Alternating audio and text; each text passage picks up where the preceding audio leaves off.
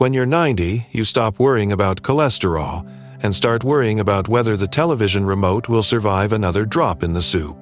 But here's the thing. Behind the jokes, people over 90 carry a kind of wisdom you can't Google. And once you hear it, you'll never look at your own life the same way. Today, I'm sharing 10 life lessons straight from people who've lived nearly a century. Lessons that will outlast trends, technology, and whatever fashion mistake we're making right now. Some of these will make you laugh. Some might sting a little. But every single one is a gift. And trust me, lesson number 7, it's the one most of us will wish we'd learned decades earlier. Lesson number 1, stop keeping score. If you're counting favors, you're doing friendship wrong. Evelyn, 94. Evelyn told me this over tea that had been reheated in the microwave 3 times. She leaned in like she was sharing state secrets, and maybe she was. She said that when she was younger, she always remembered who sent a Christmas card and who didn't, who called on her birthday, and who forgot. But somewhere in her 80s, she realized this. The happiest friendships were the ones where nobody was keeping receipts. Turns out, she's right, and Harvard's 85-year study on adult development backs her up. They found that deep, positive relationships, not money, not fame, are the single biggest predictor of happiness in later life. And keeping score? That's just another way of putting your friends on probation. Think about it. When you give because you expect something back, it's a transaction. But when you give with no scoreboard in sight, it becomes a gift. So here's Evelyn's rule. Tear up the scoreboard. Call the friend who owes you a call. Send the card even if they didn't last year. Love without the ledger. Because in the end, the only score worth keeping is how many good memories you made together. Lesson number 2. Wear the good clothes now. My wife kept saving her silk dress for a special day. Then, one day, the special day never came. A 92-year-old man told me, staring out the window like he could still see it hanging in the closet. It's funny, we spend half our lives waiting for the right moment. The good china stays in the cabinet. The nice wine waits for a celebration. The expensive cologne gathers dust like a museum piece. We treat joy like a limited resource, something to be rationed, saved, and portioned out only when the universe gives us permission. But research on regret shows that, in the long run, we regret not doing things far more than the mistakes we made trying. That silk dress? It never got worn. The china? Sold in an estate sale to someone who didn't even know the story behind it. The truth is, life doesn't send you an engraved invitation for the special day. Most of the time, the special day is today. You just didn't label it. So put on the good sweater. Burn the fancy candle, drink the nice wine on a Tuesday. Because if you wait for perfect, you might wait forever. Lesson number 3. Arguments aren't worth your health. I used to fight to be right. Now I fight to be at peace. Walter, 91, told me with a grin. And peace wins every time. Walter said that in his younger years, he'd never back down from a debate, politics, sports, who left the lid off the peanut butter. If there was a hill to die on, he'd plant his flag. But somewhere in his late 70s, after losing his wife and a few friends, he realized most of those hills weren't worth the climb. Science agrees with Walter. The Mayo Clinic reports that chronic stress, the kind fueled by constant arguments, raises blood pressure, suppresses your immune system, and increases inflammation, which can contribute to heart disease. In other words, being right too often can literally shorten your life. This doesn't mean you should never stand up for yourself, but it does mean choosing your battles like you choose dessert, sparingly, and only when it's worth the calories. Here's Walter's trick.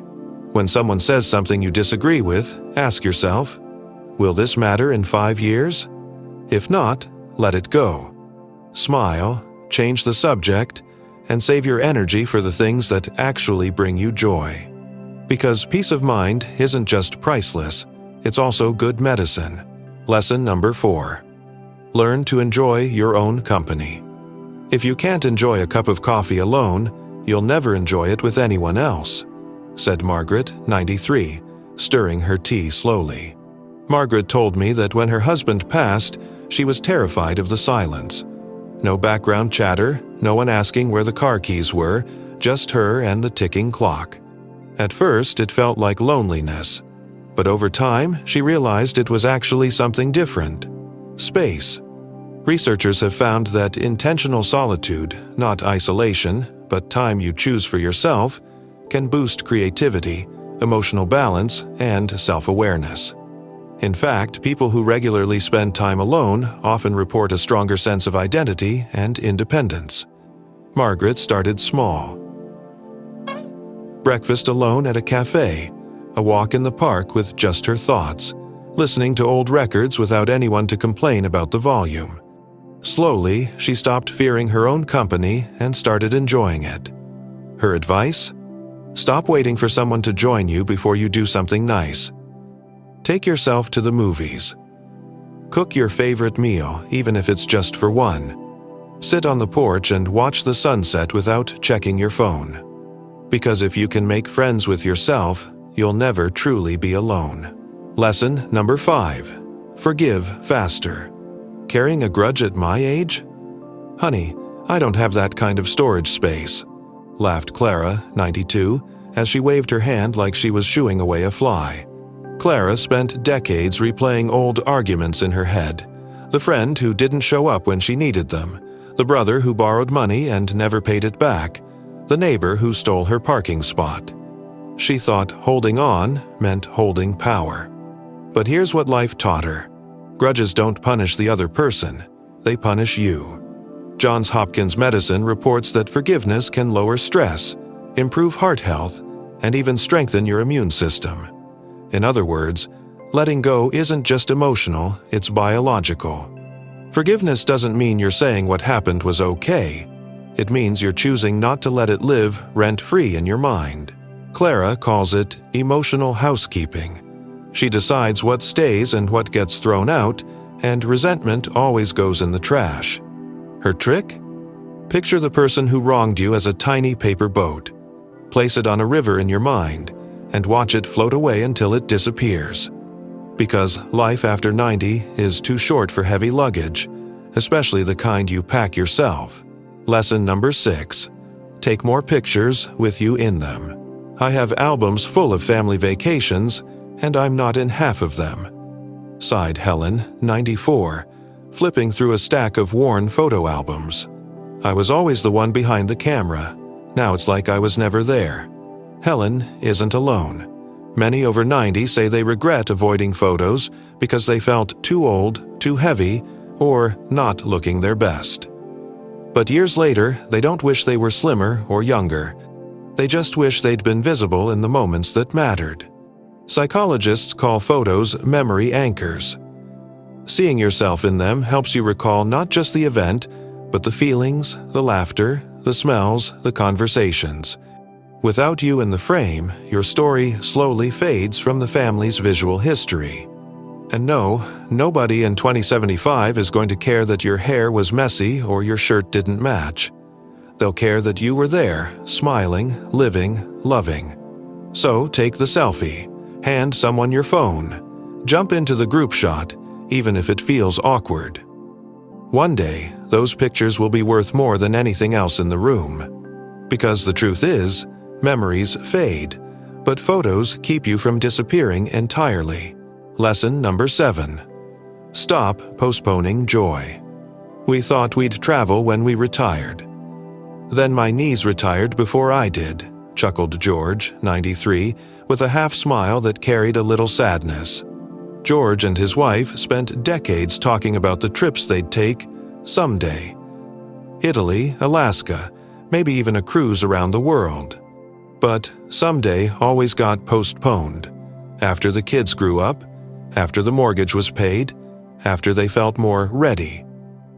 Then life changed, and some of those trips became impossible. It's a common trap.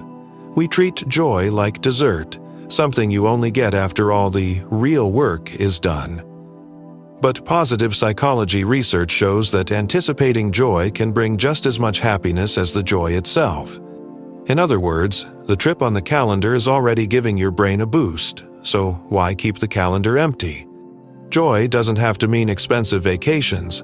It might be a picnic in the park, joining a choir, or finally learning to paint. The key is not waiting for conditions to be perfect, because they never are. George says it best: "The clock doesn't stop, but your excuses will run out." So eat the cake. Dance in the kitchen. Book the trip. Because later isn't guaranteed, but right now is. Lesson number 8. Listen more than you talk. When you're talking, you're just repeating what you know. When you listen, you might learn something, said Henry, 90, tapping the side of his head like he was letting me in on the world's best-kept secret. Henry admitted he used to dominate conversations, eager to share his opinions, quick to interrupt with advice. But over the years, he realized that the moments that stuck with him weren't when he was speaking, they were when he was listening. Researchers have found that deep, attentive listening strengthens relationships, increases trust, and even reduces feelings of loneliness. In older adults, strong social connections are linked to longer, healthier lives. And those connections grow faster when people feel truly heard. Listening well doesn't just mean being quiet while someone else talks.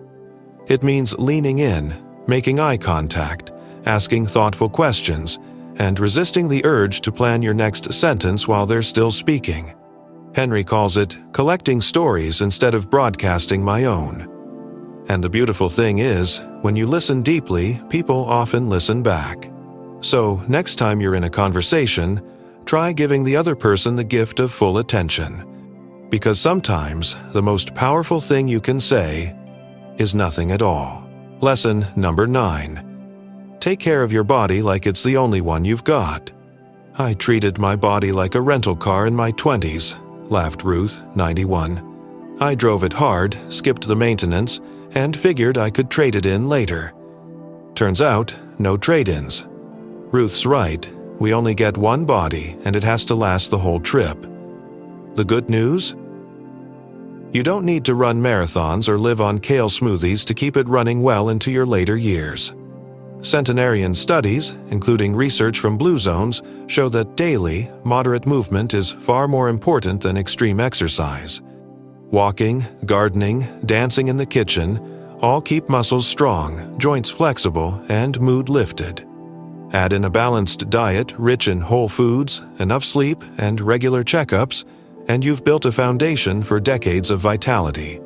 But it's not just about avoiding illness, it's about creating a body that lets you live. To chase grandkids, to travel without pain, to get up off the floor without calling for help. Ruth's rule? Treat your body like a loyal friend, feed it well, keep it moving, and listen when it's talking to you. Because in the end, your body isn't just carrying you through life, it is your life. Lesson number 10. Love loudly. I've never regretted telling someone I loved them, only not telling them, said Rose, 95, her voice trembling just enough to make me lean in. Rose told me about her brother, who passed away before she could apologize for a falling out. About the neighbor she always meant to thank for helping her through a hard winter. About the love she carried quietly for years because she was afraid of the answer. It's easy to assume people know how we feel, but life has a way of taking people, and chances, faster than we expect. The Harvard study of adult development found that strong, loving relationships are the most consistent predictor of happiness and well-being. But here's the thing. Relationships don't thrive on unspoken feelings. Loving loudly doesn't have to be grand gestures. It can be a text that says, "Thinking of you," a hand on the shoulder, a hug that lasts a second longer than usual. It can be saying, "I'm proud of you," without a special occasion. Rose's advice is simple. Don't save your love for the eulogy. Give it out now, in doses so big they can't be forgotten. Because the people you love deserve to hear it, and you deserve to say it. These lessons aren't just advice, they're postcards from the future version of you. They're proof that wisdom doesn't come from reading self-help books or scrolling for quotes. It comes from living, from falling, getting back up, and realizing what really matters when the dust settles. And here's the quiet truth the Ove 90 Reels crowd keeps repeating. None of these lessons are too late to learn, but every single one is easier if you start now. If these resonated with you, you'll want to hear what came next in my conversations. The 5 biggest regrets seniors confess to me, and the small changes they wish they'd made decades earlier. That video is coming next, and it's a wake-up call you'll carry for life. So maybe getting older is weird. Your knees pop when you stand up, you forget why you walked into the kitchen, and your phone suddenly needs reading glasses. But it's also a gift, a front row seat to the beauty and absurdity of life. If we're lucky, we'll make it to 90 with fewer grudges, more laughter, and stories worth telling, loudly, and to anyone who will listen. Until then, wear the good clothes, take the picture, say the thing. Because the clock is ticking, and so is the chance to make today worth remembering.